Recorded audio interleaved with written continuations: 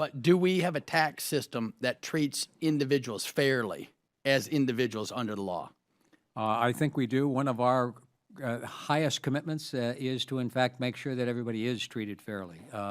As I've said, people need to feel comfortable that if they hear from us, we'll talk a little about phone scams perhaps later, but if they hear from us, it's because of something in their return.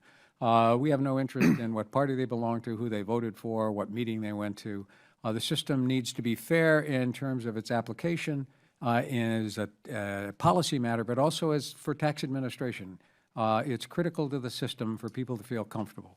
Someone pressed you on an issue and you replied, and let me know if this is accurate because I want to figure this out because it has to do with fairness too under the law. What happens in these situations is someone is using a Social Security number to get a job, but they're filing their tax return with their taxpayer identification number.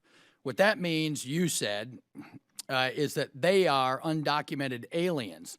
They're paying taxes. It's in everyone's interest to have them pay the taxes they owe.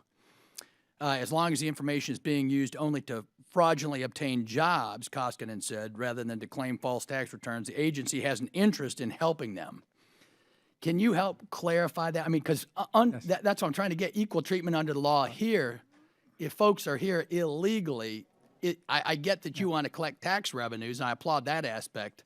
But should any agency go along with what it knows to be illegal activity? Right. Well, our responsibility is the administration of the tax code, and it's been made clear. Not everybody who has an ITIN, as it's called, is an illegal alien. They have, for some reason, they can't get a Social Security number.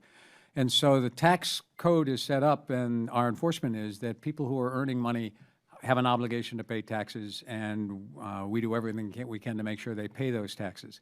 To the extent that to get the employment, they've borrowed or somehow gotten a Social Security number, that's not a jurisdiction we have. In other words, our responsibility is to make sure they pay their taxes.